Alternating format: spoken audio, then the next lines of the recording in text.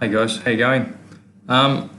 Just going to move on to our next bit. So I've drawn my chest squares. If we, I'm going to need to make my face a little bit smaller. I've drawn my chest squares here, and the bit that I'm up to now is to draw my living hinge in here, and then once that's done, I'll draw my base, the bit under the floor, and then I'm just going to mirror my chest squares and my living hinge across to the other side. I'm just going to go through this with you quickly. Alright, so this here is the living hinge that I've drawn. That should be, if I move out of the way, that should be easy enough to see. So what I've done is I've cut what's that? Oh, there we go, that's empty. Alright. So I've cut it, but there are points of contact connecting. It's almost like I've cut it into different multiple layers, and there are multiple points of contact between each layer. Otherwise, if I had no points of contact, the two pieces would completely separate and not be joined. On my first layer, I actually have, there we go, there, 1, 2, 3 points of contact, yeah? On my second layer, my points of contact are offsets. So I've got 1, 2, 3, 4 points of contact. And then on my next layer again, I'm back to 1, 2, and 3. So once I've actually drawn from here to about here, I then just need to join it all up, copy it, and just paste it on top until I have covered the full expanse. And that's going to be not that hard really. What I've also done on this one, and I'm going to stick with this design because this has worked really well for this piece here. There's a lot of flex in it. Also divided it into half, and then each half is divided into 3 even sections. So I'm looking at dividing the whole thing into 1, 2, 3, 4, 5, 6 even parts. And that's where my points of contact between each layer is going to be determined. You alright, Dale? You good? Yeah, okay. Have fun. Sorry, that's my 3-year-old. Okay, so I'm just going to make myself a bit smaller. Go to AutoCAD. Okay, so here we are. I think to start off with, I'm just going to maybe offset this 3 millimeters. So I'm going to join this, make this one line. Beautiful. Offset this 3 millimeters. There we go. Go up to there. Up to there. This doesn't need to be this long. I actually quite like having the spacing in between the chest squares. I may actually decide to delete all of these lines in the center as well.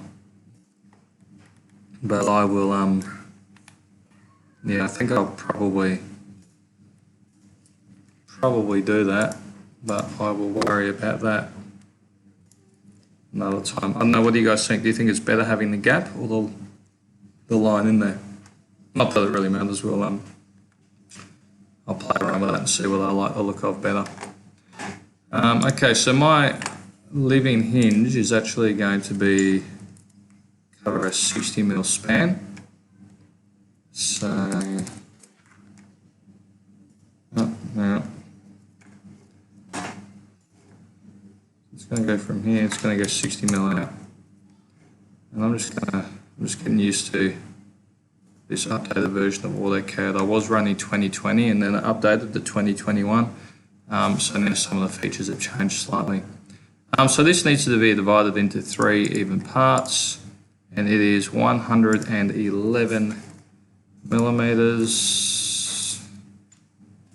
111 divided by 3, 37, too easy. So I'm going to offsets 37 millimeters. 1, 2, 3. Yeah, that's good. And then that there, so not all of it. That there can be mirrored to the other side of this. So there's all of my even spacings there. Now I'm going to change a couple of these colours just to make my own life a whole lot easier. So these ones here can be green and these ones here can be white.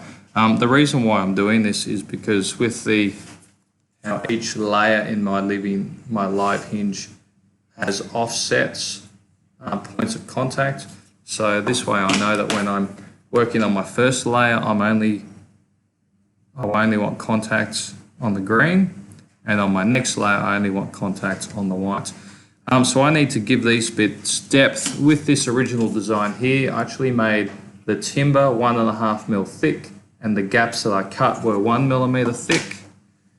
So I'm going to have to offset 1.5 millimeters in from the edge and there, and then all of these other ones 3/4 of a mil each side, just to make sure that the spacing's close to even. Now that that's done, I don't need any of these middle lines.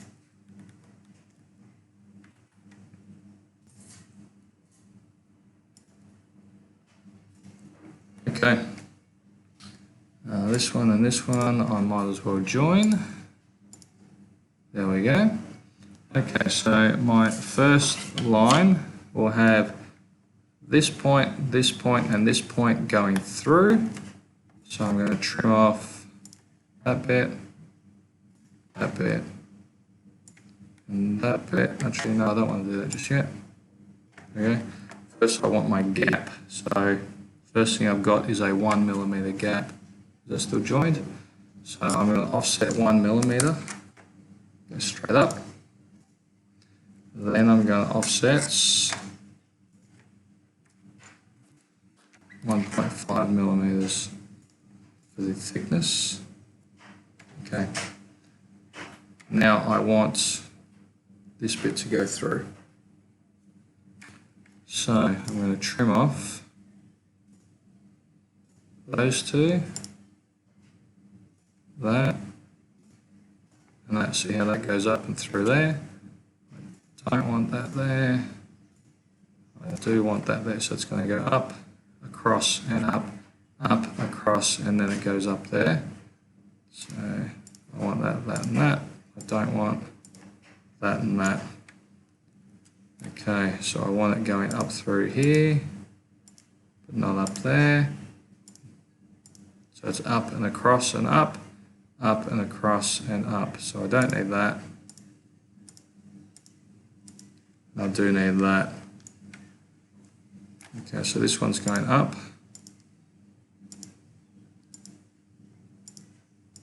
Up at the green, across and up, across, and it's got to go up there.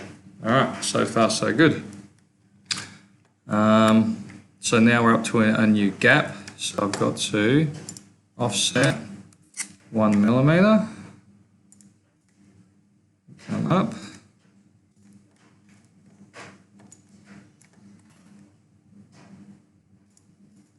So that will be gaps in there, and then I've got to offset 1.5 millimeters for the thickness of the material. Come on, work here. There we go.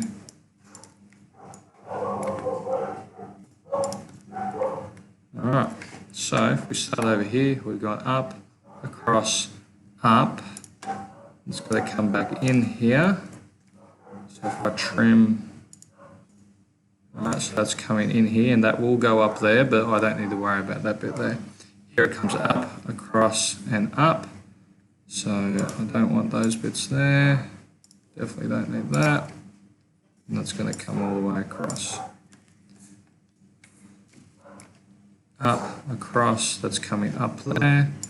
So if I trim that off there, and that off there, this piece goes across. That's good. Up, across, and then up. So this piece will go across here. I'm going to trim off this, and this, and this. Okay, so far so good. I've got my 3 points of contact here. Then I've got my 4 points, my 1, 2, 3, 4 points of contact here. Now I need to create the point of contact directly above these. Easiest way for me to do that would be to, I reckon, what if I can copy them from there straight up to there. Look at that. And then I just need to cut out that little piece there. So if I copy this from here straight up, that's where the intersection on the object snap comes in really handy. I just cut off that bit. Okay, last one. I'm going to copy this from here to there and trim that bit off there. Okay, so far, so good. I've got 3 points of contact, and I've got 1, 2, 3, 4 points of contact, and now I'm back to 1, 2, 3 points of contact. All right, so at this point, I should probably join as much of this as I possibly can. So I decided to change colour. That's okay, I can fix that up.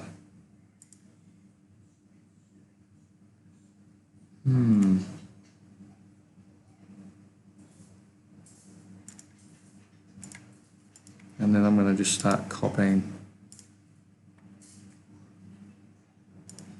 Okay, so if I copy that from here to the end of that one, it's perfect. I just keep going up. Being careful that I've copied only what I need and I'm not copying lines on top of lines. Oh, hang on. I deleted my lines, so I don't know exactly how far I'm going. So I just copy a few up there.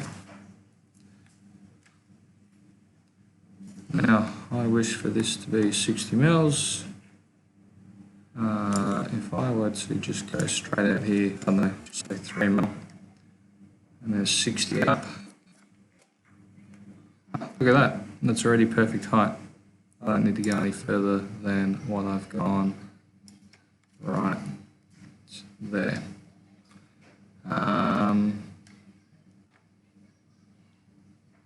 Okay, so now I just need this one, this one, this one, and this one.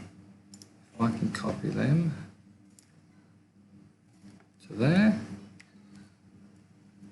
and that is my living hinge. Just make sure this is all whites, and maybe I'll do it this way. There we go. That's all whites, and I'm really happy with that. So here I have my chest squares and my living hinge, which will then go straight into, so that essentially my chest squares and my living hinge. Now I've got to draw the bottom bit that's actually going to go underneath there. So that was easily enough. What I think I'm going to do first is I'm actually going to go through and all of these lines in the middle of my chest square, I'm going to get rid of them because I don't like them very much. And I actually prefer the gap.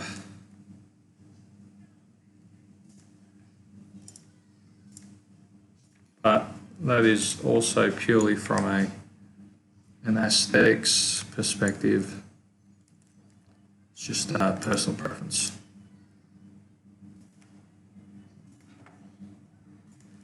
Once this is done, I'm going to save it again. And I'm going to start building the rest of my chessboard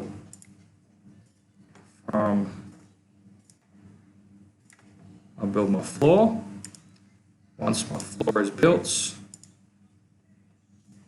I will then just be able to copy or mirror the chess squares and living hinge from one side to the other. Hopefully this is making sense to you guys. Okay, all of the lines in between have been deleted. That's good.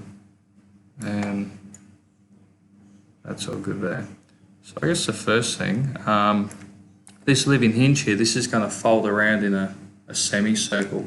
And then I'm going to have the bottom of my chessboard up here. So this edge here should be directly underneath this edge here. And the floor is one solid piece, so the floor is solid and the lid folds up. So the floor should be twice the size of one of my lid pieces, which is this. So the first thing I'm going to do is get a dimension for this. I'll go into quick properties, that's 111, so I just need to make it 222 mils long. So if I draw a line here, 222, and another one.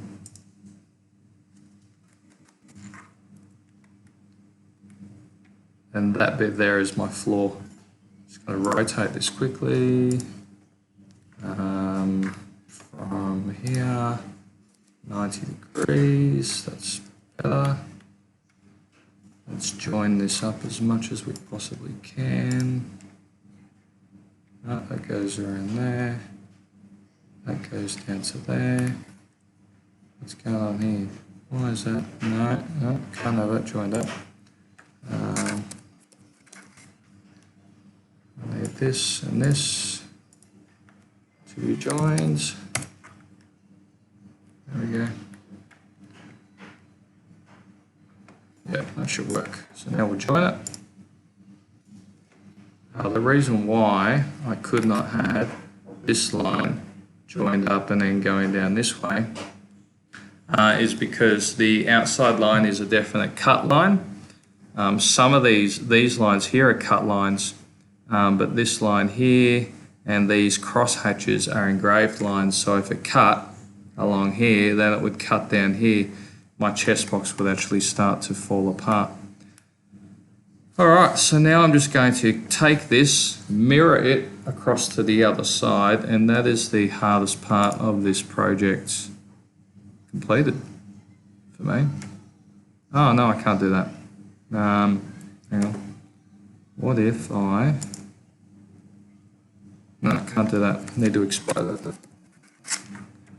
So I can't mirror it because it's all joins, but now that it's exploded, I can mirror that side to the other side. So if I mirror that from there to there, I don't want to delete the original one. Oh, that's a problem.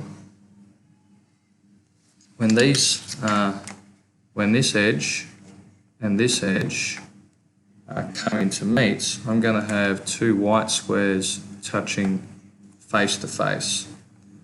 So I am going to need to mirror that